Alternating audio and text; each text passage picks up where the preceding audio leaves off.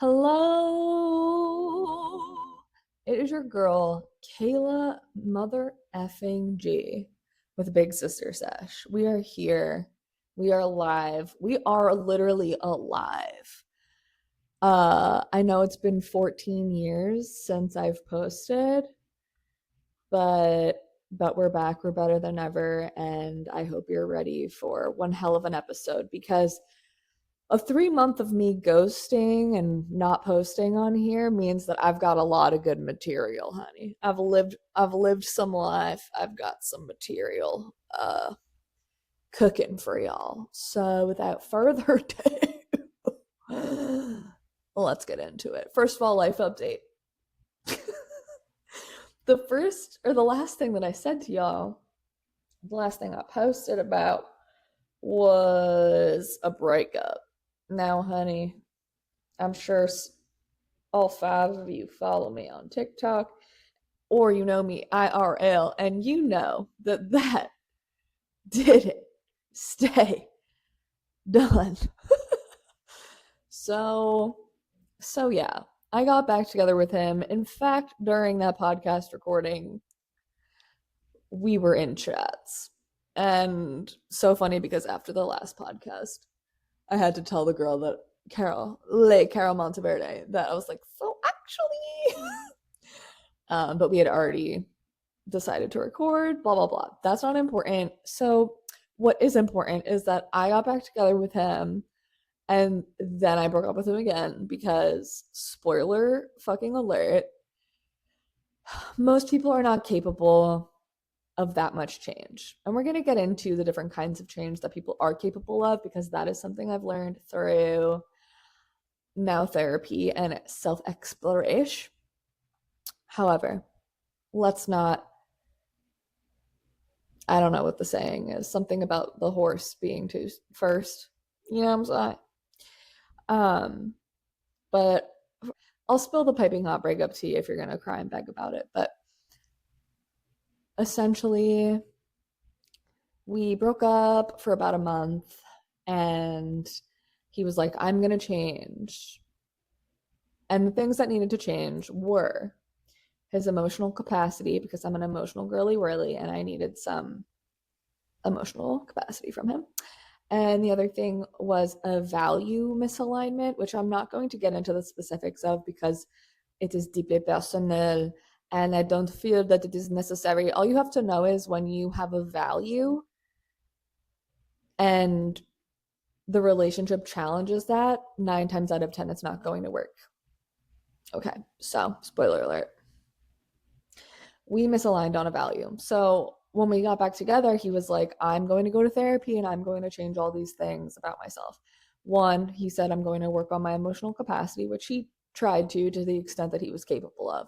And then, secondly, was this value. We agreed that basically my value was the one that was going to be prioritized because I said, listen, when I broke up with him, I was like, this is something I can't compromise on. So for a bunch of other aforementioned reasons, break up. So when we got back together, I said, this is not something I'm willing to negotiate. So are you willing to? And in the back of my mind, I knew that was stupid because in the end, he shouldn't have to compromise on a value either.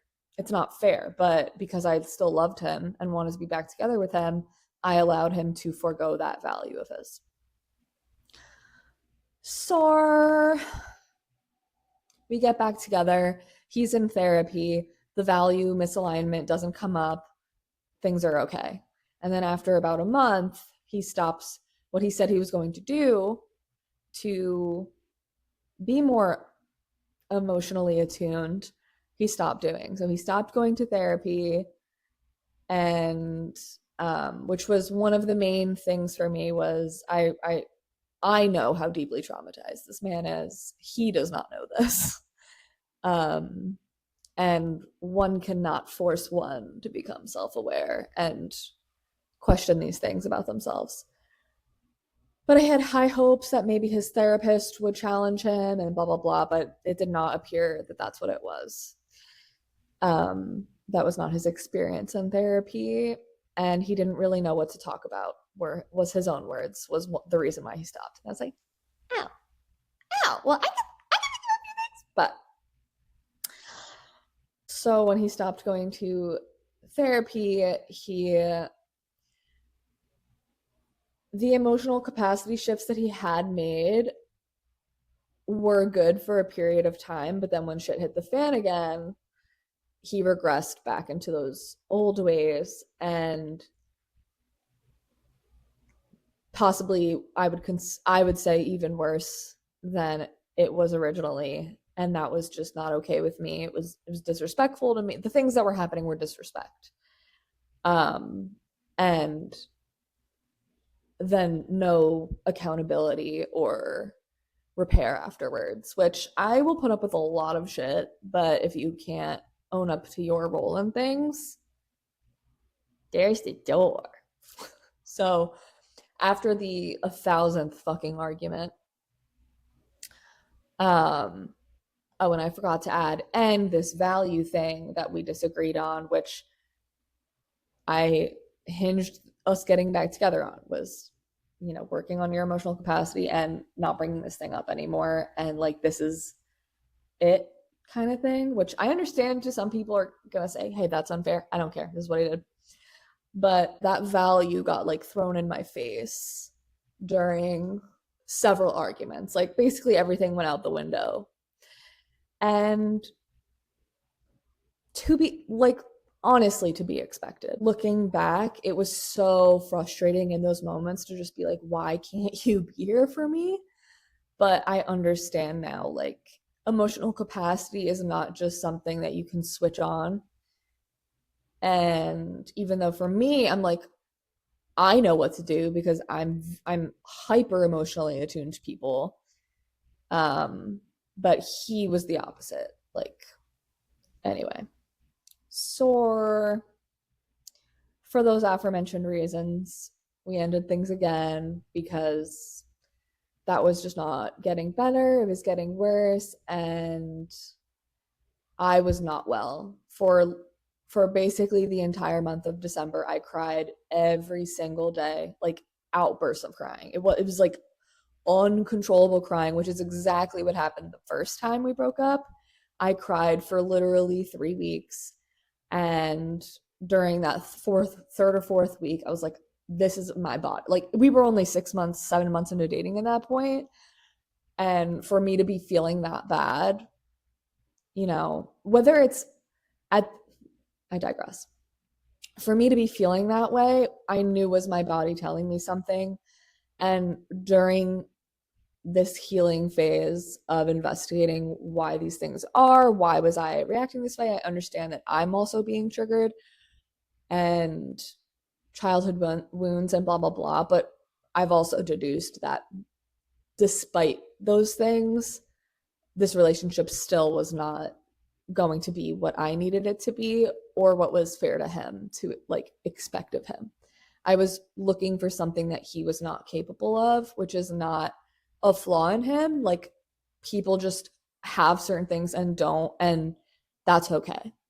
But yeah, I was looking for something. I was blinded by other aspects of the relationship that were really good, and I didn't realize that this one thing that is truthfully one of the most important things to me now, I'm realizing, in retrospect, wasn't there. And then when the really good things were gone and this thing wasn't there, it became very clear to me that, oh, actually, like, my needs are not getting met.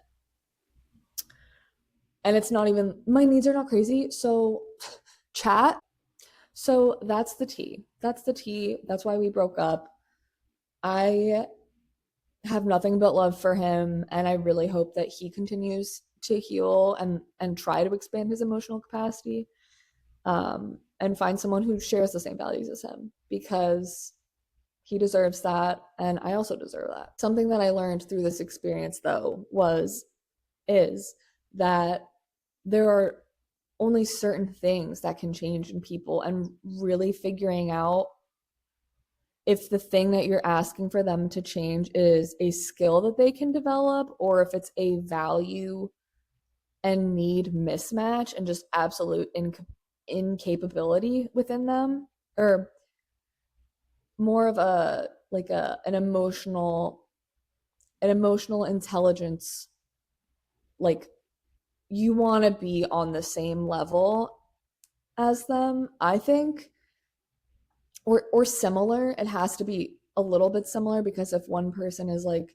super not emotional capacity and one person is so emotional capacity, like all the way up here, I feel like that person is inevitably the one that's up here is inevitably going to feel resentment and have to carry the burden, the majority of the emotional labor, which is just, I get that sometimes it will be that, but it can't. It's, do you know what I'm saying? I'm stuttering a lot. But those two things, values and emotional capacity, I think are really the most important factors of a relationship.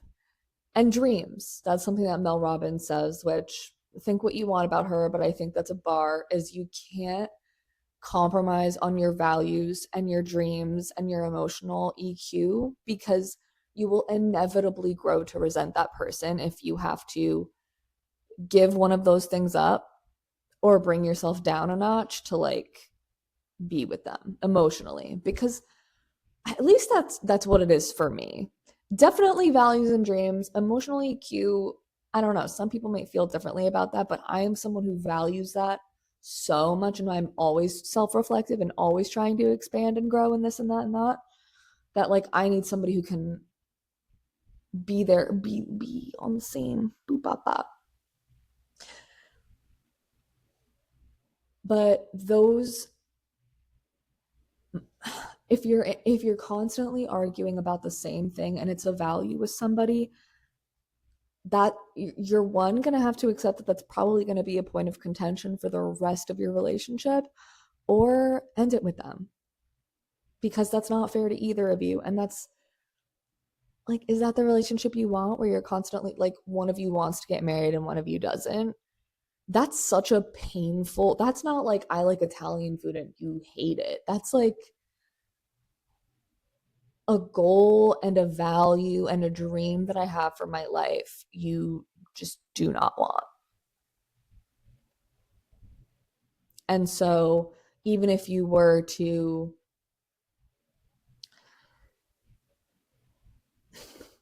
give in and get married, I hate the idea of this person dragging their feet to marry me. Not so fucking stoked and not seeing the beauty and the value in a true marriage.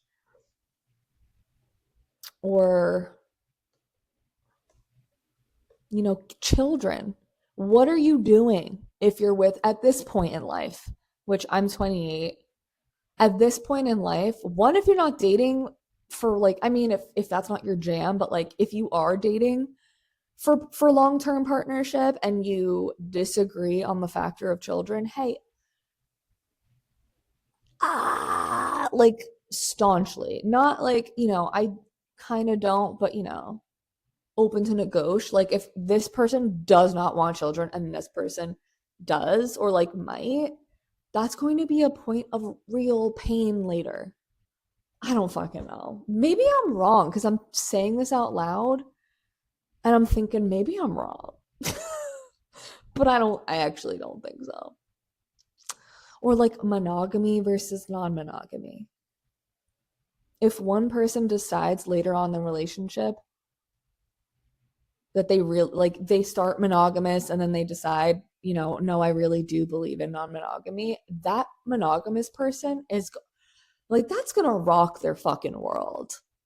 And that's gonna hurt so damn bad. I'm just saying. Save yourself some pain. Figure out these things up front. I mean, listen, things can be worked through, but God. And which brings me to my next point of like, if this is a skill that they can learn, be fucking patient with them. Be so patient, even if it's making you wanna eat a gun. Like, be so patient with them. If it is a skill like cleanliness, um, politeness. I don't know what else. I can't think of anything else offhand. Cooking, cleaning, whatever that is, like I would be like, I have the most empathy for that. And truthfully, don't give a fuck if that's a skill that stuff. I don't even think about that stuff, truthfully, when I'm with someone. If I get to their apartment and it's a mess, I'm like, okay, like, one, not shocking, you're a dude. But secondly, that can be learned and whatever. But and communication is also something that can be learned. Communication, um, how to apologize, those things can be learned, but emotional capacity, on the other hand, cannot. So if this person is aware enough to know that they are not repairing, aware enough to know that they're not taking accountability, just doesn't know how to, but willing to do the work to actually learn it, and actually takes the initiative and has conversations with you about it, that's a person worth fighting for. That's a person who's willing to get in the trenches with you. But if this person has these problems, is not really interested in doing the work, even if they're like, I'm speaking a little too close to home right now, but there are real initiatives to work on these things, and then there's like band-aid. I have termed it band-aid behavior, which is like slapping a band-aid on a gunshot wound, honey. If there is a concerted, real effort to learn the skill that they're lacking in, and an actual recognition within themselves that they are lacking it, even if imperfectly, that is someone who's willing to get in the trenches with you. And speaking of trenches, girl, that is what my therapist said to me was that's going to be the difference of love is always going to be hard. Like, don't expect not that. But love that love that is going to work, or has a way better chance of working, is being with somebody who will get in the trenches with you. When you're being absolutely a fucking nutball and they're being an absolutely fucking nutball, but we come together at the end of the day and we know that we have each other's back, that is someone that you put a ring on, girl, because not everybody's willing to do that, or they say they are, and then those times happen and you are all by yourself and bullets are zooming by and you're like, where's my soldier? Where are you at? I don't know what happens in war, but I'm just saying. That is, and that leads me to my next postulation, which is how fuck how long it takes to find out if a person is capable of that. It sucks that you have to do this song and dance for like 6 to 8 months, and then your first argument might happen around that point. And then you start to see, but even then it's still just a slow unraveling. But I says to myself, I don't know, I kind of go back and forth on this, but a mistake that I made, I don't know, okay, again, back and forth, is I want to trust my intuition the first time, which I knew in my heart of hearts the first time I ended things with him that it was not meant to be. I just didn't want that to be true because I really, really loved him and I still love him, but I knew in my heart of hearts. So I want to be able to listen to that intuition the first time. And even in my next relationship, if I see, because I saw red flags of this behavior literally month 3. And I, wanted to give him grace, wanted to give him grace. But that grace came at very much a cost, and it was my own sanity and well being. So, where is the line there? Hello? Does anybody hear me? Where is the line? Because then I listened to my intuition. I broke up with him. I had to make extra, extra, extra fucking sure. And that hurt extra, extra, extra fucking bad. So my thought is, do I just listen? That feels like a very lonely world. And I'm reading this book called, very apropos, How to Love Someone Without Losing Your Mind. And one of my clients looked in my bag and was like, "Oh, what you reading?" And then she was like, "Oh." She said, period. She's in a happy relationship. She was like, "All right." First time meeting her too. She was like, "Oh, okay. Oh, okay, you're going through a breakup."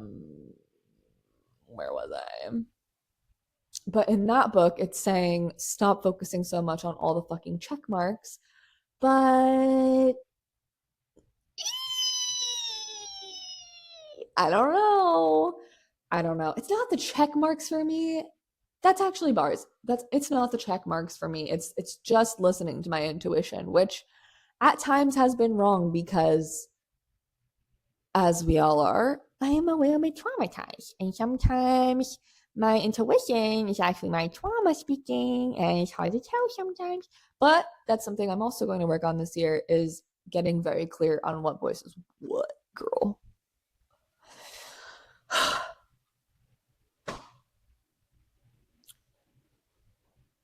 So that's where I'm at.